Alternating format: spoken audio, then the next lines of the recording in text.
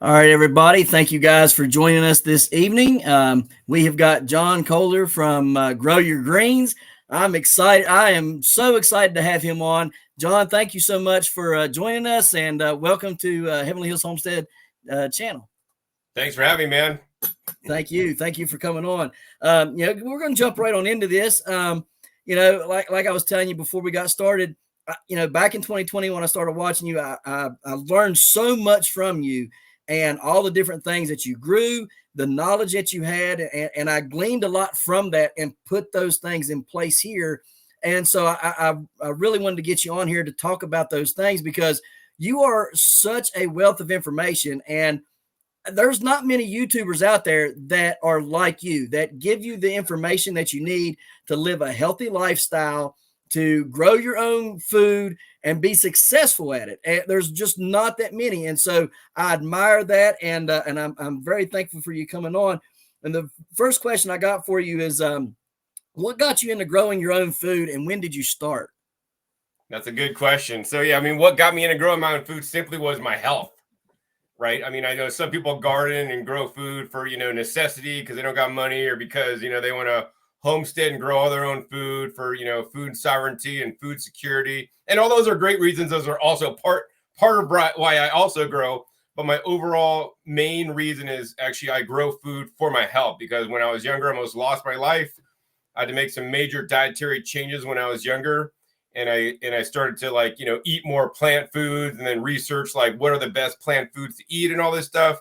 Right. And then at some point I peaked out. I'm like, okay, I'm buying stuff from the local farms, visiting farms, buying stuff from their farms shops, going to farmers markets. And then, I couldn't buy everything locally. So then I had to buy organic stuff at the health food store, which I still do today, But the thing is I learned that if you grow your own food, you could have significantly higher quality food, have different kinds of foods that you can't buy because they don't sell them.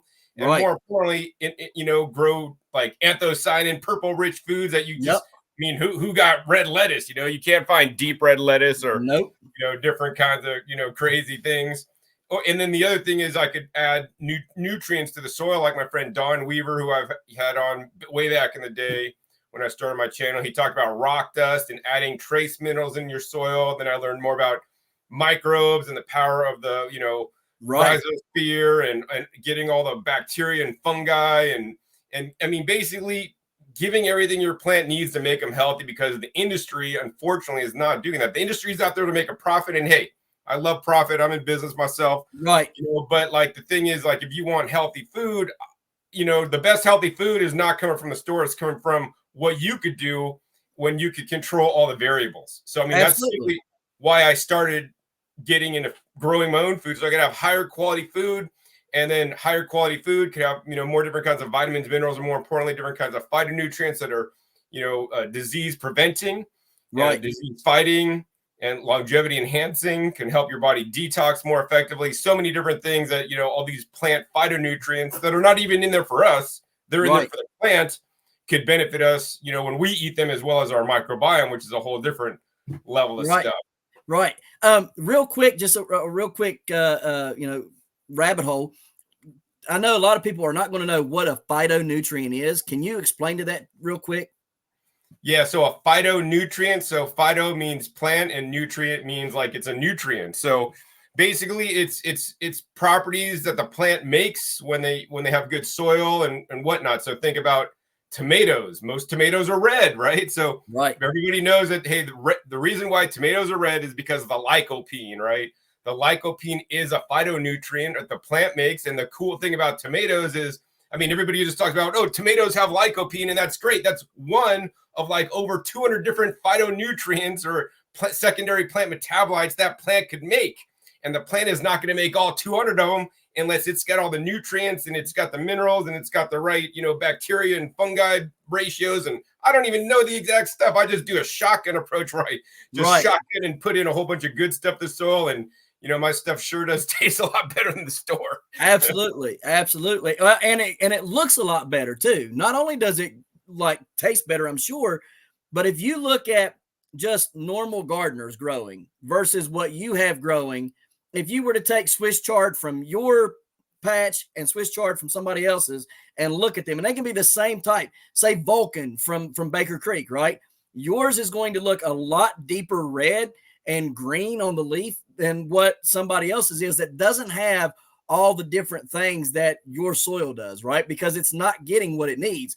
People have this mentality of, well, let's just go get the blue stuff from down the road here and we'll spray it all over. When in fact, the blue stuff, which I learned from you, is a bad thing to put on your plants. You know, Miracle Grow and all that stuff from having heavy metals and things like that in it. You know, it's better to have your mycorrhiza, your azos, and your beneficial, you know, fungi and things and bacteria in there that help the process along with nutrient uptake and all that. So, you know, I would love to come out there someday and see all that you have out there and taste it, because I'm sure it tastes a lot better than what half of the stuff that even I grow, and I use a lot of this stuff, right? But I'm just now learning the way to do this and how you're supposed to grow.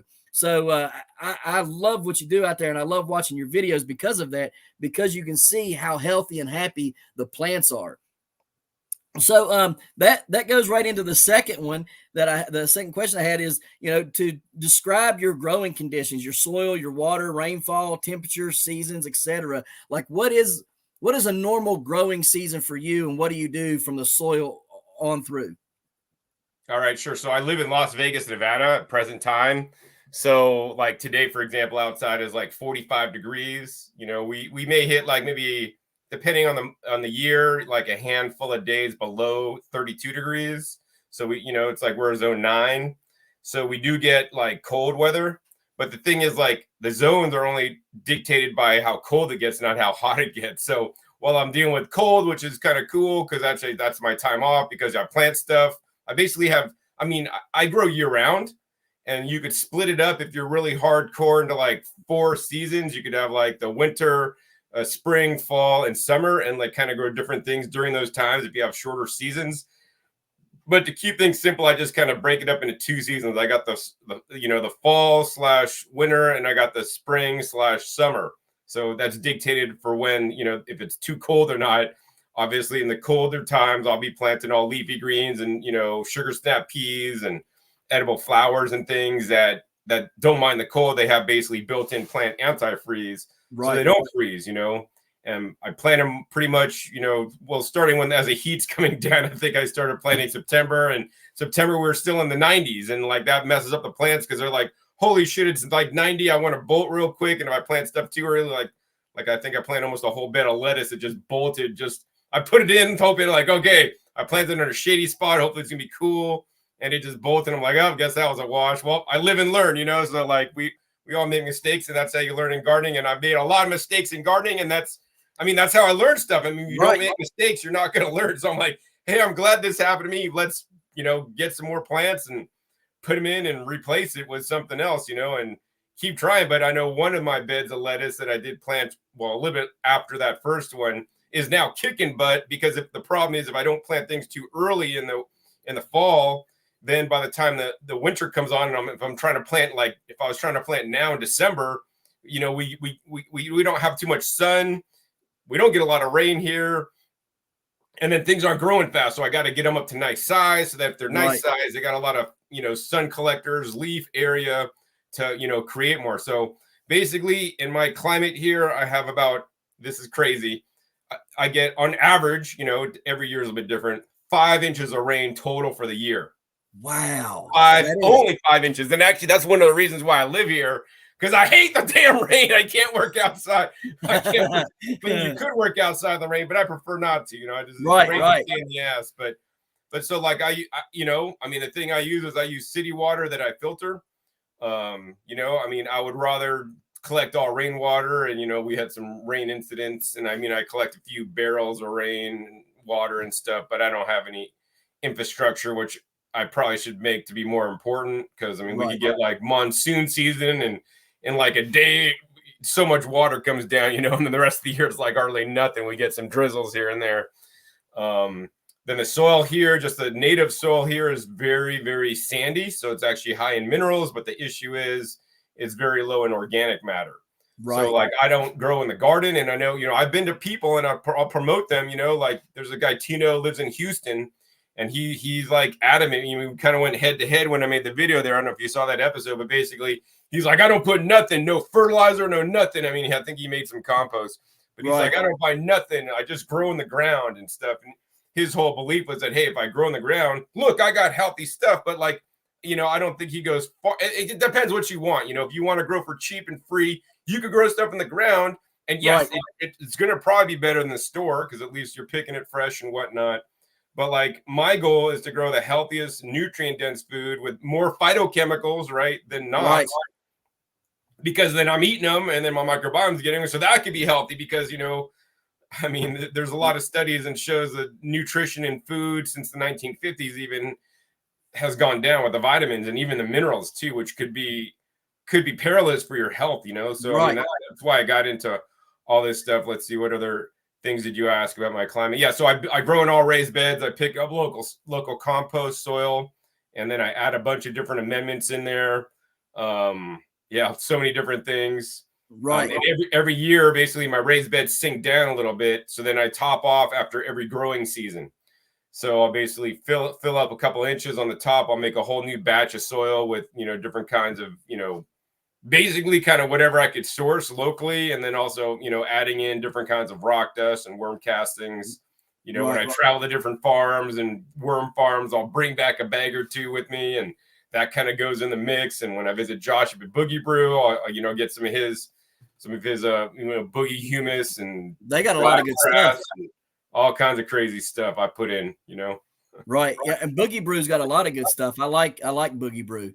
So, you say you don't get a lot of rainfall, but do you think that you hear a lot of people say, well, because I use well water. I don't use city water. I got a well, so I can use well water. Do you think that, that the plants are, because I hear it a lot, especially out here in the country, rainwater, plants love rainwater more than they love, city water or well water. Do you see that as being any sort of truth to that, or do you think it's just one of these old things, those old tales that we've just come to believe, right? I mean, what do you think? Because you're out there, you only get 5 inches of rain, and your stuff looks phenomenal. So I mean, I can't see that the rain being like a issue. You know what I mean? To where my plants only need the rainwater. You know what I'm saying? No, I hear you for sure. So like, this is my personal belief. I don't know if it's true or not, because, I'm not a scientist or nothing, but, I'm pretty connected to my plants. I'm out there all the time looking at them. I mean, my irrigation system comes on, and, it gets filtered water, and they're cool and stuff. Comes out of Lake Mead, which is probably rain melt that comes down from Colorado and all this kind of stuff. But like when it rains, after the rains, my plants look more happy than when I'm using my irrigation water. Okay. Now, like what I'll say to that is that, like, I always try to look for nature, for answers. I mean, there's a guy, Nature's Always Right. He has a YouTube channel. I filmed him at his original farm, and, Nature's always right. I mean, in nature, like, plants wouldn't be drinking well water because it's like way underneath the ground. What would they get? I mean, they would pretty much get rain. When they get rained on, that's how plants expect to get water. And yes, we could create man-made systems, which are great. And I have, HDPE irrigation and all this stuff, so I could actually have a garden because it doesn't rain enough here. But I mean, I honestly believe that, in a perfect world, I'd like to have everything watered by the rain, and not just like the rain, not like just collecting the rainwater and then later putting it back out on the plants, but like, using it as fresh as possible. Because I mean, I'm no scientist, but as the rain comes down, it just goes through the atmosphere, and I feel that it gets like, it could pick up nitrogen, could pick up oxygen, or whatever it's doing on the way down. Right. And then, I mean, for some reason, man, the energy, I don't know what's in there, but the plants just love it. So, I mean, yeah, ideally, I think, rainwater is best because nature's always right. Right. And they look happy when they get rainwater. So, and I believe that too. I just wanted to see where you thought about it, because it's a very interesting topic, the whole rain situation. I do know that snow does collect nitrogen on the way down. We get a lot of snow, and that's why, around here we green up really as soon as we get warm. We green up really quick because of all the snow that we had, setting on the grass and stuff. So the next question is how do you grow such a variety successfully? Do you in such a limited space too? Or are you only growing like X amount of each thing? Like, how are you growing in those raised beds and it's a limited space and doing it on the level that you are? Because it looks like you're putting out a lot of food and not a whole lot of room. And I'm seeing that more and more nowadays. People are wanting to grow their own food.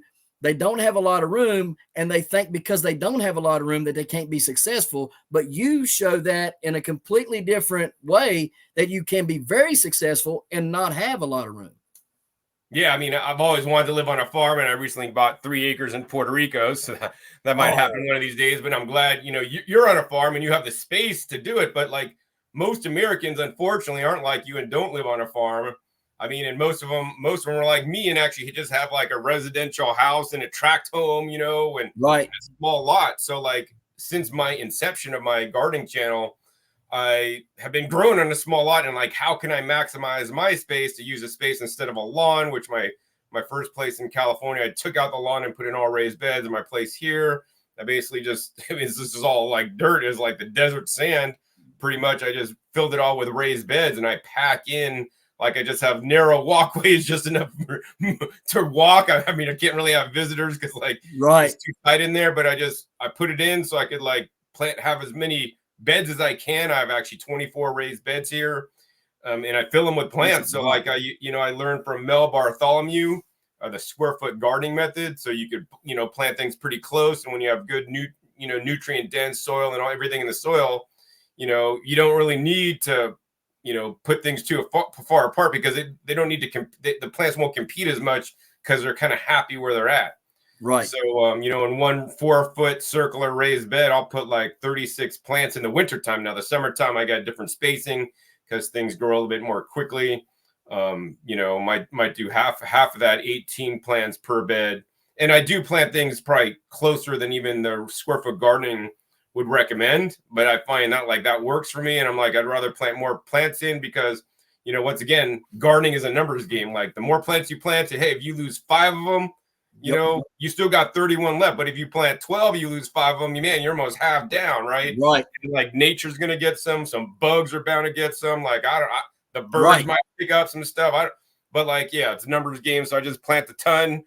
And then also, of course, over the years, I've seen, okay, if I plant this, it doesn't really do well. And if I plant this, it does really well. And the big challenge, I mean, of course, besides the winter, which is fairly easy because you just plant like, frost resistant crops, cold crops, lettuces, and things that can handle light freezes.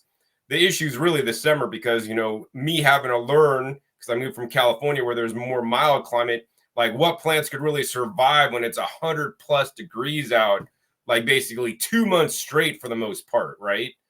And so that's when I'm like, whoa, that really had made me up my game, and then trying to seek out and find rare crops. Now, this is not only good for me to grow these rare crops, but as the weather gets warmer and stuff, for people that are like trying to grow other things in other places, even if it's not 100, man, if these plants can handle 100, they could handle 90, where you are. Yeah.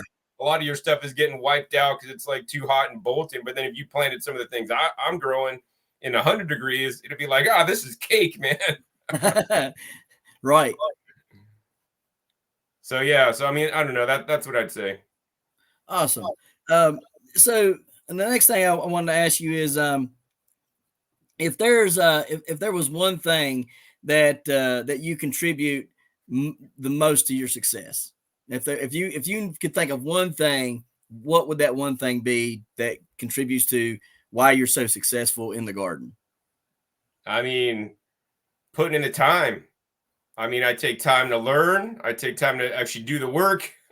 I take time to go to visit nurseries. I take time to, go visit worm farms and like really meet up with people and learn from them. I go to cannabis trade shows to find the best of what they're doing in the cannabis industry. Then it's like, hey, how can I use the information they're using here to grow the best cannabis? And now how I convert that to use that in my vegetable garden to grow better vegetables, right? Right. I mean, I think that's really the thing is dedication and time invested, smartly, I think, right. I put a lot. I mean, this is my major hobby in my life, like my biggest hobby, I think. And I spend a lot of time looking up stuff, talking to people, visiting places, seeing stuff. Then, of course, I get to share my journey with everybody on YouTube, and they get to see what I'm learning. Right. Right. And it's like I said, I've been so many different places. I see a lot of different things and a lot of different techniques. And, I still learn stuff, man. When I go to a farm, man, I'm like, oh, I didn't know that, even though I know so much. And like, to me, that's really valuable. It gets me excited about life. Right. And you can tell in your videos, like when you go to these places, you legitimately go in there to learn. You're not going in there to do anything other than learn from them and see what you can glean from them. And I too learn from, cannabis growers, because I found that they are the most particular people and what they want. Like, the soil has to be right. The water has to be, everything has to be right, because it's all about maximizing plant health so that they can maximize the bud and then maximize the profit from that bud. Of course. Right. Right. And so if we as gardeners just use that template to grow our own food, we have got a winning recipe to grow whatever it is that we want, giant pumpkins or just tomatoes to eat or whatever. Right. And I've noticed a lot of the same things that I've done that the cannabis growers have done has tremendously helped my Swiss chard, for instance. I had Swiss chard leaves that, like, the first year I grew Swiss chard, I was lucky if I had 12-inch long leaves, right? And I was growing Swiss chard within 2 weeks of them, sending new leaves up, and these leaves would be 36 inches long and 12 inches wide. Like, I've got pictures on my Instagram, and I'm like, I just can't believe this. Like, look at this stuff. And people was like, well, what's the big deal? I was like, it's 2 weeks old. And last year, if I'd have done this in 2 weeks, they would have been like 12 inches long, And so you really do glean a lot from the cannabis industry, and I think a lot of people shy away from that because it's cannabis, but we should embrace it, because it's a plant, no matter what your whatevers are on the plant, it's still a plant. It still needs the same thing all plants need in order to grow and maximize its flowering. And you can use that to benefit in your garden, So I love that you do that. And I love all the videos of everywhere that you go, because you do legitimately go in there to learn, and you share what you find out from these places. And that's another great thing. A lot of people would go there and they wouldn't even video it. They would just go there, learn what they can, come back and maybe make a video about one or two things, but you video this while you're there, and we get to learn while you're learning at the same time. And I love that about your channel, because you don't hold anything back. You want us to be as successful as you are. Absolutely. Yeah. So, so the next question that I got is, why are the greens and the other things you grow important to living a healthy lifestyle? Because a lot of people, they think, well, I'm going to grow my own food. I'm going to grow cucumbers, corn, tomatoes, and they completely leave out Swiss chard and lettuce and kohlrabi and radishes and beets and all these different things that you can eat the tops off of or the root crop off of. Why is it important to us to eat those things for a healthy lifestyle? That's a good question. So, here's the thing. Most Americans eat, McDonald's, fast food, junk foods, hamburgers, potatoes, and all these foods are great in some respects. They're really great because they're high in calories, and we need calories to, swing a pickaxe and do digging. And we need calories to have energy, right? And to, build ourselves up. The issue is all those foods that I mentioned basically are high in calories, but they're not high in what we talked about earlier, those valuable phytonutrients, or depending on the food, vitamins and minerals also. So, the thing is, like, the leafy greens specifically are the highest in phytonutrients, vitamins, and minerals.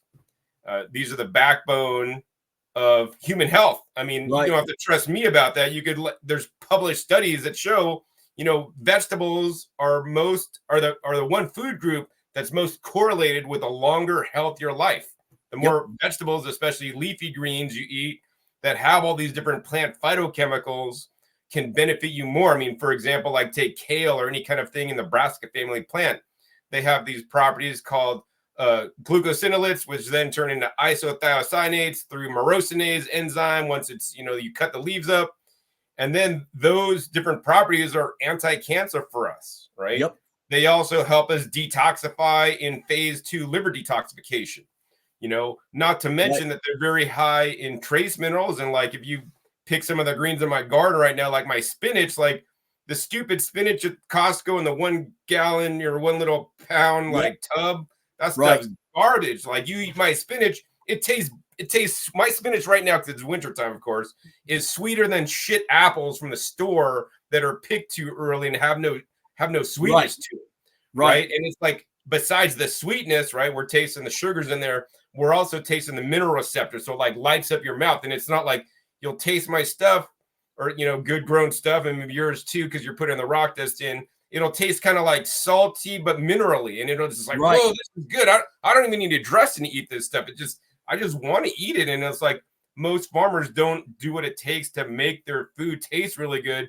And then people don't like it. And then they just don't eat it because they never acquired a flavor for it. And if you just buy kale from the store, dinosaur kale, I try to eat it. I can't eat the stuff from the store. It's just like, it starts, once they pick it, harvest it, ship it all across the country, it starts getting bitter, starts going bad, nutrient loss happens.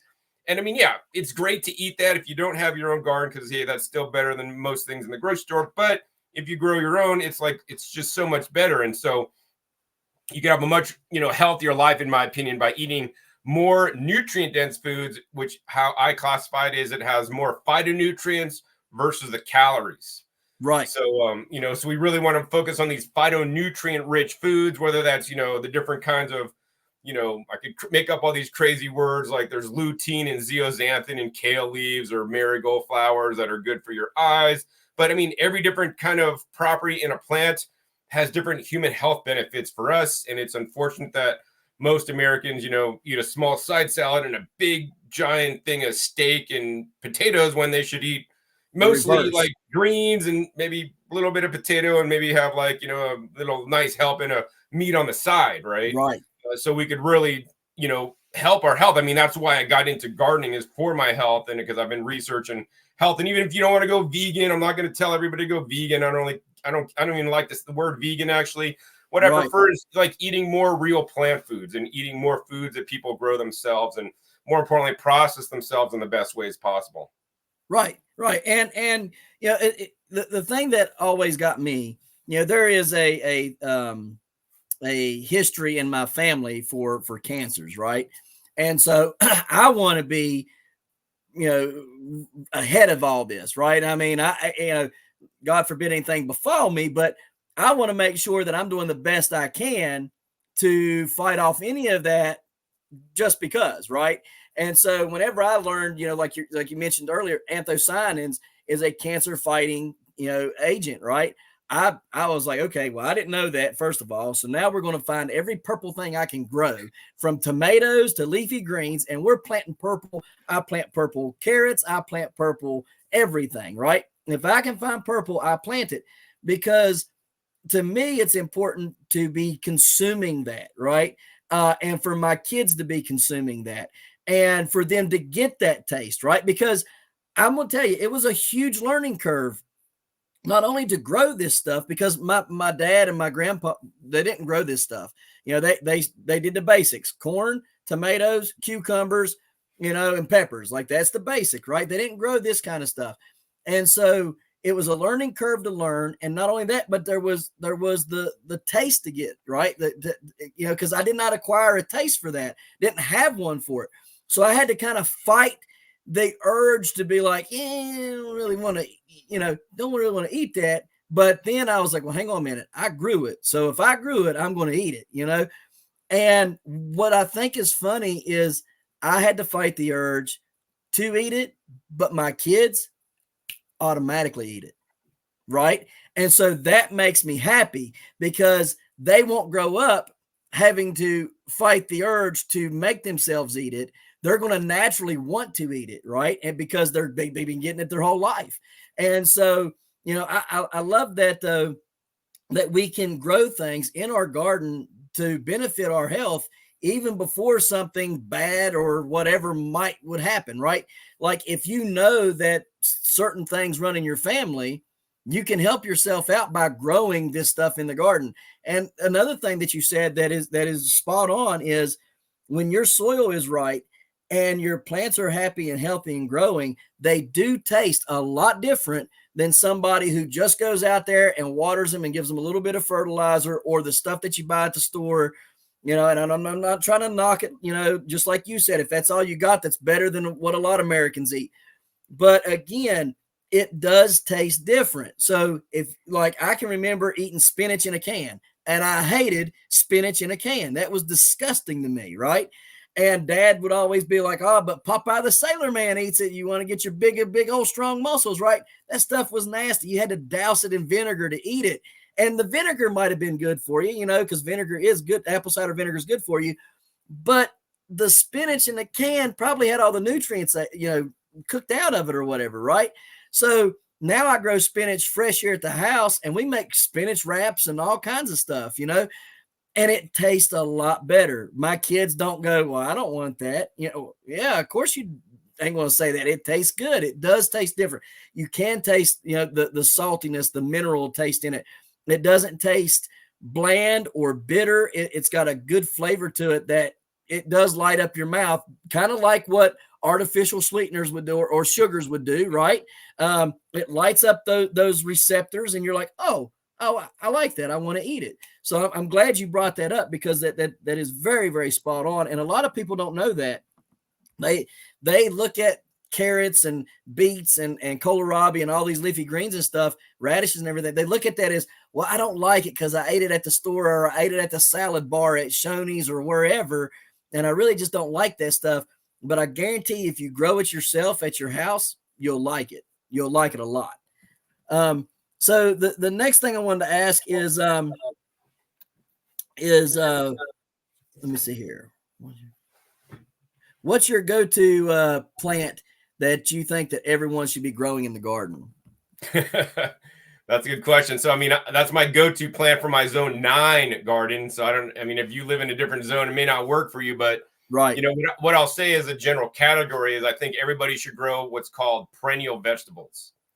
And so perennial vegetables are vegetables you could just plant once and they just keep coming back year after year, or in my case, they just grow year round. So, my number one plant, even to this day, when I learned about the tree collards, I'm like, this is one amazing plant. This plant, you plant it once, it grows as a tree. Some of the tallest ones I've grown were 12 feet tall, literally collard greens, grows 365 days a year. I just harvest them just now. I got, in the summertime, they get spicy and they get more cancer preventative and whatnot, and right, anti-disease. That's the term I like to say, is like you could really disease proof yourself. And this is not something I'm making up. There's a medical doctor, Dr. Joel Furman. I talk about him, had him on my show, showed his garden, went to his house, learned from him, helped him put in his garden, his retreat center even. But he kind of has this whole nutritarian diet where greens are like the base of the diet, right, to disease proof yourself. If you're concerned about that, if you got you got some things going on in your family, you could help prevent these things from occurring by eating the foods that will give your body the protection. Nonetheless, so I'd say perennial vegetables, tree collards are my favorite. They're the brassica family plant, very disease preventative. They grow super simple in my zone 9. They'll probably also grow easily in a zone 8. But even if you can't grow the collard, the tree collards, there's other perennial vegetables that you could, plant asparagus once in an area, and every year it just comes back. So you don't have to, every spring you're chopping off asparagus, and the asparagus that you grow at your house, like 10 times better than like the stupid stuff you buy in the store, picked and shipped and imported. Like I just had some from my California garden last week. Actually, I was out there over the weekend and they're just sprouting up. I'm like, oh my gosh, I have asparagus in February. I didn't have a whole bunch, but like I had like about a half dozen spears. And I'm like, oh my gosh, when you get them and you snap them when they're so tender and fresh, just popping out the ground. Oh my gosh, like I don't want to say they melt in your mouth. They almost melt in your mouth. It's not like that fibrous, chewy crap from the store that you got all this flavor to. I just sit in my garden eating it plain. I was like, that's great. Because like you said, asparagus, when you get it from the store, it don't matter how small around it is. And you can even try to cook it and it's still, you'll get in a bite of it and it'll be fibrous and chewy. And it's like, man, I need a chainsaw to eat this stuff. Right. Like, I mean, but when you pick it out of your garden fresh, you snap it right off and you can sit there and eat it right there. And it tastes so good. And it, like you said, it doesn't melt in your mouth, but it kind of like melts in your mouth. You don't have all those stringy, whatever they're called, having to sit there and chew it up, And so I love that. And perennials is great. Perennial vegetables is a great thing to be growing because, like you said, you plant it once and it'll keep coming back year after year and feeding you. And as long as you take care of it, and sometimes, like here in West Virginia, some of those perennials we have to keep covered, during the wintertime just to keep, some sort of something over them, like whether it's mulch or straw or something, just a little something over them. But spring comes, we uncover them, up they come. And so I love that. I love that a lot that you mentioned that. What are your top 5 variety plants? Just yours. So top 5 varieties, meaning like what? Like, you got your leafy greens and you got cucumber, tomato, pepper. What's your top 5s that you really like to eat?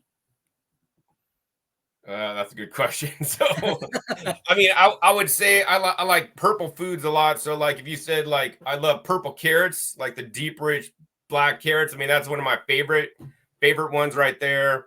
I definitely like, also like the black cherry tomatoes. Actually, those are some of my favorite. They're really sweet. Also, they're darker, a little bit more nutritious. Let's see, the tree collards. I mean, my tree collards are the go-to. Like they grow so easily. They're the brassica family plants. I love those so much. I mean, this time of year, I'm actually enjoying really my Mizuna. So my purple Mizuna is amazing. Like it has these nice frilly leaves. They're not really hardcore mustard. You get a little bit of bite on them. They're sweet this time of year. They're deep, rich, intense purple. Let's see. Of course, and the other thing, I really love peppers. I love peppers a lot. The sweet banana pepper is one of the best performers. Like they did good when they bred that one because I mean, it always just is always done so good for me in any garden that I grow it in. I mean, it's just a solid variety, well performing. Right, and to that Mizuna, I'd gotten some Mizuna from Baker Creek, and I had learned about. Oh goodness, I can't think of the name of it right now. It's another green. I think it starts with an A.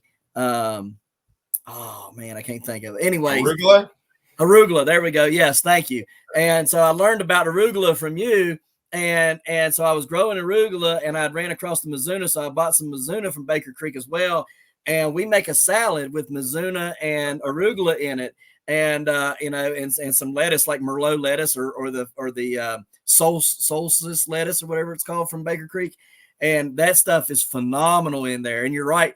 It don't have like a huge mustard. You get a little bit of something in there, but it's not like a huge mustard flavor where it burns, and I love Mizuna. It's great stuff. So the next question I have is, understanding both soil health and nutrients is what grows the plants. What do you think people should focus on a little more when starting out? Soil health and biologics or nutrients, and why? I mean, each one is a little bit different. So it's like, if you focus on nutrients, that's going to give you more of an immediate effect of like healthier plants. But if you're focused on soil health, that's going to have a more residual effect and long-term effect over time. So, I mean, I guess I would say, are you renting and you're going to move away in a year? Or are you owning your space, owning your land, and you want to really improve it?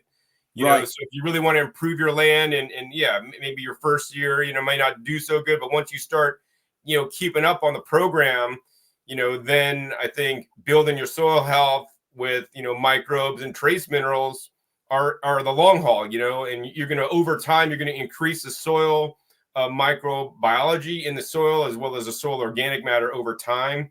And, that it's going to make your job in the long run a lot easier, and you're going to grow a lot higher quality food. Right. Absolutely. And thank you for answering that. Cause it's always something I get asked a lot about, like they say, well, we see you doing a lot of stuff for your soil and we see you doing a lot of stuff for your nutrients, but which came first? And I'm like, well, for me, I did them both at the same time. You know what I mean? But I understand that most people or some people can't do that. So I thought I would get you to answer that, and that was a great answer. What's the craziest thing you've ever grown in your garden or ever seen in your garden? Like, because plants do weird things. I mean, I've seen like some brassicas, like they'll get like, when they go to flower, usually they have like a round stem, but then on several occasions, I've seen this like long, flat stem that's like flat. It's right. Really, that's like really waxed me out. And then it has like all these shooting flowers and all this stuff coming up. I don't exactly know why that happens, but I'm like, I can still eat it all. Right. Exactly. I don't know. There's been so many different weird, wacky things.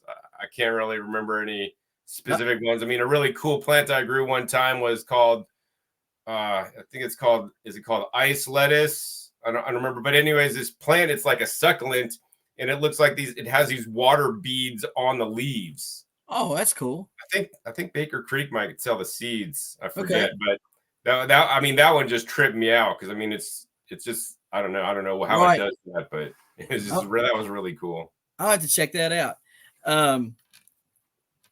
The next one is what advice do you have for those thinking about starting a garden? What I would say is like you want to get started. Like if you're thinking about starting, start, get a plan together, figure out what you're going to do. And I always recommend people start small and expand later, right? Whether you're doing dietary changes, you don't want to just switch your diet overnight. You want to eat what you're eating, but then include a little bit of healthy stuff on the side while you could get used to the healthy stuff while you're still eating all the other stuff that you're used to. So you don't feel neglected, right? If you try to eat all healthy stuff, you're probably going to, go back to eating the stuff that you know and love, right? So just like that with gardening, start off with a small raised bed, even if you got, acres of property, right? Don't just try to plant your whole property out in one day. Right. I mean, I had a recent meeting with a soil expert and gardening expert in Puerto Rico. And, he's like, guys, because I was me and my buddy, we own property next to each other. He's like, you just need to focus on one area because you guys have, between you, like, I don't know, whatever, 8.5 acres, whatever, you guys just need to focus on one area. Because if you try to do this over there, you're not going to focus on one area. And then you're not going to be able to take care of anything because a lot of it's just wild. So whether you're starting on a raised bed in a backyard or whether you have acreage, like just take one section, get good at doing that section. Once you got that down 100% and like, oh, my garden bed's kicking ass, then it's like, I mastered this. Then, hey, start a second one. Or you got this one area of your farm going, and you're like, oh, this is dialed in. I got it. I know what's going on. I know how to do it. Then just repeat that process in another area. Right. And then continue to do that. That's going to, I think, be the easiest way to do it instead of trying to bite off more than you could chew, literally. Right. And I like that too. That you mentioned that. I also like the fact that you said, don't switch it overnight. Don't just stop eating what you're eating and then go straight to, because what you will feel neglected and you will be like, this is for the birds. I'm going to go back. That slow change, that slow methodical change is best for the long haul, because then you're training your body to eat healthier instead of just, I'm going to, like New Year's resolutions. Everybody makes them and everybody breaks them, right? But if you slowly change your habit, you'll stick with it, So I love the fact that you mentioned that as well, because there's a lot of truth in that. So here's the last one. Again, if you're comfortable with it, is, why did you choose to share your knowledge on YouTube, and what advice would you have for others who want to teach and inspire others to grow? All right. So why did I start my YouTube channel? Is because I was pissed off. So it always takes these negative motivators to get me amped up, right? So like when I was trying to learn how to grow a garden and convert my front yard, because I had always grew as when I bought a house, and even when I was renting, I always had like a tomato plant or two, like most people did, But then when I bought the house, and then I wanted to convert my lawn into all raised bed gardens, I wanted to like, hey, what I looked at was like, how can I duplicate what somebody's already doing so I don't have to reinvent the wheel, right? Right.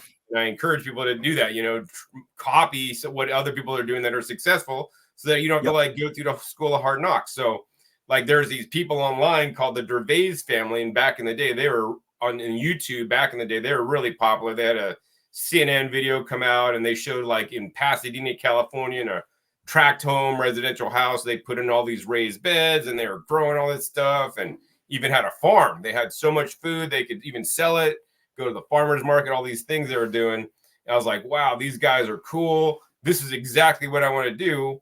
And then like, but they never really showed how they did it. They just got all the PR showing what they're doing, but not like how they're doing it. Right. And then I think at that point I'm like, hey, can I come down and visit you guys and like make a video to share how you're doing it with other people?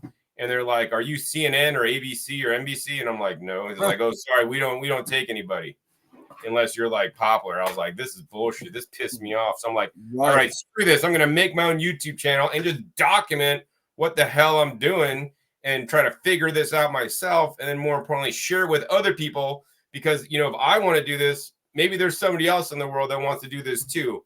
And then, they could learn, from my journey and my errors and all the school of hard knocks, that I had to go through. Right. And that's why I started my channel because I was pissed off that like they wouldn't show me how to do it because they wanted to have this proprietary thing. And then later on, actually, they even tried to trademark the term urban homesteading, and they were sending out like cease and desist orders to like other people, which I think is bullshit. Right. That's just a common like term, Right. But whatever. So that's why I started my channel because I really wanted to help other people learn how. And I mean, the other commitment is that I made when I was in the hospital, almost lost my life when I was younger. And I prayed to God that, if he gave me a second chance, I would try to do good in the world, and share what I learned that allowed me to stay healthy and be healthy and get out the hospital with others so that I could help enrich others and, make the world a better place. Right. So that's great. Cause I didn't know that. That's awesome. But what, like for me, let's just say, we'll use me for an example. What advice would you give me as far as being a content creator and trying to help teach other people? The thing that comes to my mind instantly is just be yourself. Like, like my channel, like I do content creation to like truly educate people, right? Right. I mean, I know there's a lot of content creators out there that are doing it for the money. Like if you look at Epic Gardening, I mean, that dude is kicking ass and, creating the perfect content to get picked up by the algorithms, to get it boosted, to get millions of views. And yes, he is teaching people some good gardening skills. But, in my opinion, a lot of his videos are, they're shorter, which is good for the algorithm. But then also, like, in my opinion, you can't really go deep in a short video. And yes, the pros and cons. So, like, my videos are just my style. I like to do. I don't try to conform to the algorithm. I don't try to conform to what YouTube wants or what anybody wants. I just do what I think, what I want to do that makes me happy. And if you want to watch that, that's great. If they don't want to watch it, hey, there's, plenty of other gardening channels out there. I have kind of a unique niche, that because I almost lost my life and I garden specifically for health. And I mean, there's not many, most people just garden because they want to garden because it's cool. But like, I really try to research and look into like, hey, what are the best plants to grow that could nourish me and how can I grow the highest quality ones so I could have better health? And also, a lot of people aren't sharing the kind of knowledge that I'm sharing on my channel, so that's what I'd say is just be yourself and be happy with what you're doing. I mean, unless your goal is money, if your goal is money, then hey, follow the Epic Gardening route, do smaller videos, do the stupid shorts. I don't know how to even do all that crap, So, I mean, it just depends on your goals. My goal is to truly just make a difference in the world and share my journey with others who are interested, and have fun. That's my main thing. Like, I mean, most people, the Super Bowl is coming up here pretty soon and people love watching the Super Bowl, going to the stadium here in town because they're having it in Vegas. I mean, and watching that, like, I would much rather go to a farm and film a video, right, and share stuff and learn stuff, right? That gets me so excited. Me too. Way more than a Super Bowl could. But hey, I mean, I know there's people out there watching this that love the Super Bowl, that love to be there. Like, it's great you want to do that, but what I want to do is I want to go to farms and film stuff, I really feel alive, man. Right. Exactly. You know, like that's how I am. You know, 49ers, I love the 49ers, and the Chiefs, they were my second favorite team, right? When Joe Montana left the 49ers and went to the Chiefs, that became my AFC team. But I would much rather be talking to somebody about gardening and growing and how to and all that stuff that you know takes in what gardening is, right? All those different little avenues. I'd much rather talk about all that stuff and go and film somebody at a farm than I would watching the Super Bowl or even care who wins, because at the end of the day, that ain't helping me live a good life. That ain't helping me stay healthy. And I could really care less about who ends up winning it I want to live healthy. I want to raise my kids to live healthy. And I want to share this with everybody, because like you, I'm not doing YouTube for money. I'm doing YouTube to teach people how to do it and how to not only how to do it, but how to do it successfully. Right. And to share whatever knowledge I might have. And, that's another reason why I love doing these interviews, because I can get people on here to share a different aspect of how things can be done and be successful of it. Because everybody grows differently. Everybody grows in different climates and have different things that they have to overcome. And so it's good to have a whole lot of different conversations and stuff. And so, again, you did great this evening, and I can't thank you enough for coming on and stuff. You were really one of on my top bucket list people to interview was John Kohler, because I've learned so much from you. And I really am thankful that you are who you are and you put out the content that you do, because I really can't tell you how much I've learned. You really did get me out of the mindset. And I'm not bashing my dad, because I know my dad watches this stuff, and so does my grandfather. And I'm not bashing either one of them, but they grew how they were raised, and I was growing how I was raised, right? And at some point, we have to say, okay, it's great to grow the tomatoes, the cucumbers, and the peppers and all these things, but that's not all there was. There is a plethora of different plants out there that are edible, they're good, and they're good for you.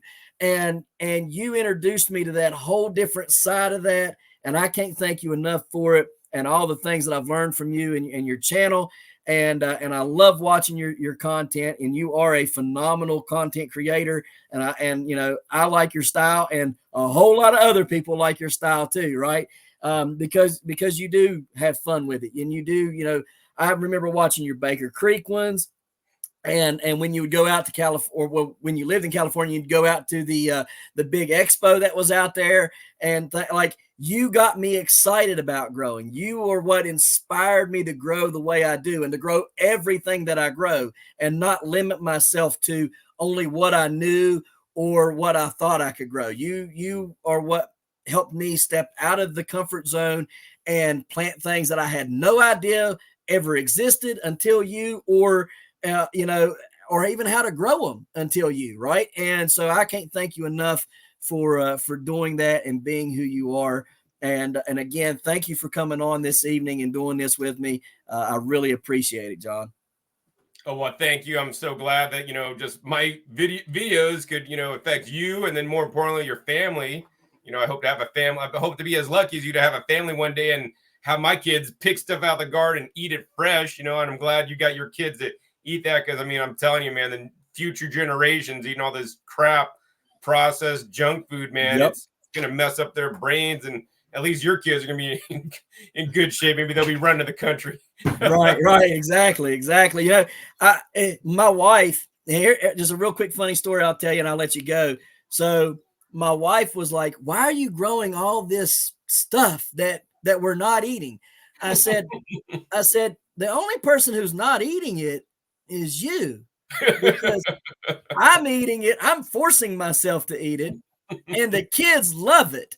And she was like, "What?" I was like, "Yeah, watch this." I was like, "Kids, y'all want to eat some carrots?" Yeah. Go pick you some. Out there, they come back and had a whole handful of big old carrots, and we washed them off and stuff, and they started snapping them and eating them. And she was like, "I can't believe that. I wouldn't have thought they would have." I was like, oh, you think that's something? Watch this. I take her outside, pick radishes, and they're out there eating radishes, washing them off and eating them. She's like, I would have never thought that they'd have done that. And I was like, it's because I never gave them the opportunity until now. But once I gave them the opportunity, they wasn't so far gone that they didn't have the taste for it, that they wouldn't eat it, So again, thank you for that, because my kids are eating healthier because I watched you and learned from you. So thank you so much for that. And hey, I can't wait till you have some kids and they get to run around and get videoed on your stuff and eating all that great nutritious food that you grow out there. Man, you're tearing me up telling me that story about your kids. It just makes me so happy. I'm telling you, man, it is really because of you. And I can't thank you enough, because I really would have never, ever grew half of the stuff that I'm growing now if it wasn't for you. Because I wouldn't have thought about it. I wouldn't have known about it. I wouldn't have thought about it, and I wouldn't have grown it. And my kids are living healthier because of you. So thank you so much for that. You're quite welcome. So, guys, it's been a great place to be here this evening. Again, I can't thank John enough for being here. We're going to end this now. So, from the Hollers and Hills of West Virginia, we appreciate you watching, and we'll see you next time right here in the Hollers and Hills of West Virginia. See y'all.